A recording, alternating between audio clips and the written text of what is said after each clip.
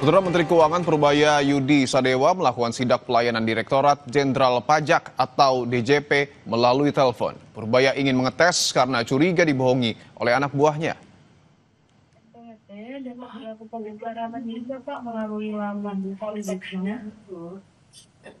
Cortex ya? Saya belum tahu tuh Cortex.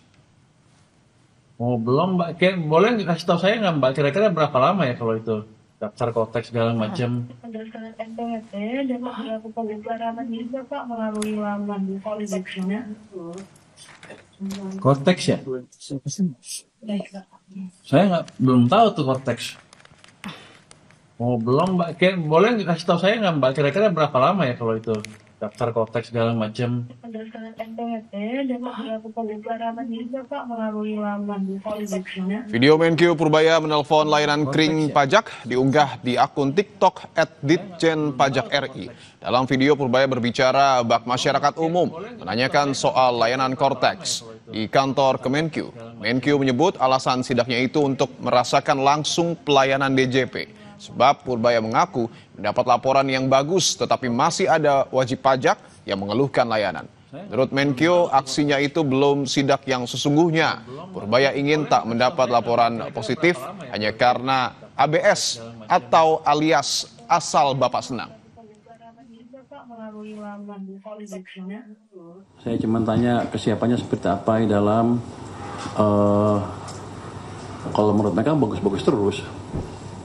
Jadi mereka ngibulin saya juga kayaknya. Nanti saya akan cek, belum sidak betul ke Cortex-nya karena belum sempat.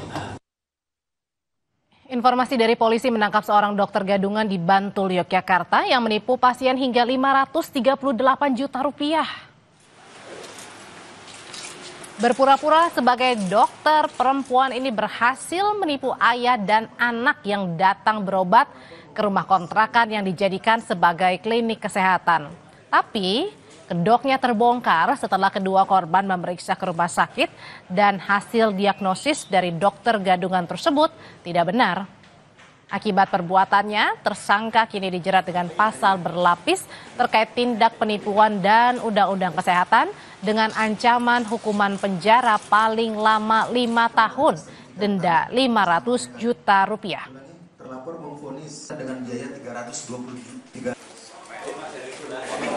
Karena dari keyakinan ataupun berita yang beredar bahwa dia dokter, mungkin dari ibu anak korban ini merasa yakin bahwa memang dia benar-benar dokter.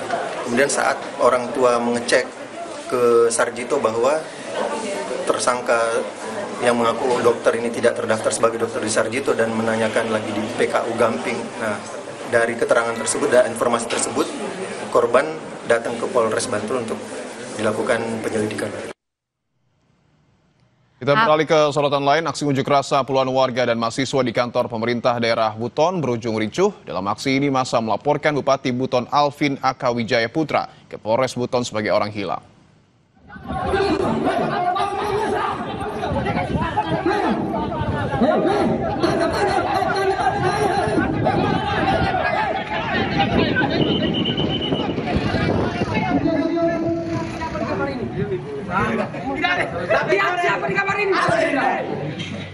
Puluhan warga dan mahasiswa terlibat bentrok dengan Satpol PP di halaman kantor Pemda Buton. Ricuan terjadi saat massa dihalangi Satpol PP untuk mencari bupati.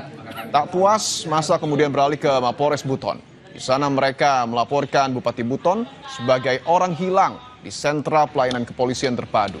Dalam pengaduan tertulis, mereka mengatasnamakan rakyat dan mahasiswa Buton.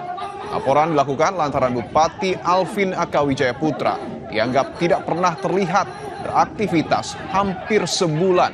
Padahal masih banyak masalah daerah yang belum tersentuh penyelesaian. Sementara Wakil Bupati Buton, Syarifuddin Safa, membantah pemimpinnya hilang. Ia menjelaskan Bupati sedang melaksanakan tugas dinas di Jakarta dan daerah lain dan akan segera kembali ke Buton. Maka kami atas nama masyarakat Buton melaporkan kehilangan orang atas nama Bupati Buton Alvin Akawijaya Putra SH. Hal ini disebabkan karena beberapa pekan terakhir beliau tidak berkedudukan di rumah jabatan ataupun tidak pernah berada di kantornya. Untuk kemudian kemudian menemui kami dan memberikan klarifikasi terkait isu-isu yang saat ini sedang menjadi polemik di wilayah Kabupaten Buton. Karenanya berdasarkan aturan juga dan kepedulian kami sebagai rakyat yang mencintai pemimpinnya, maka kami memohon kepada pihak Polres Buton untuk kemudian mencari Bapak Bupati Buton kami untuk kemudian dihadirkan kembali bersama-sama kami.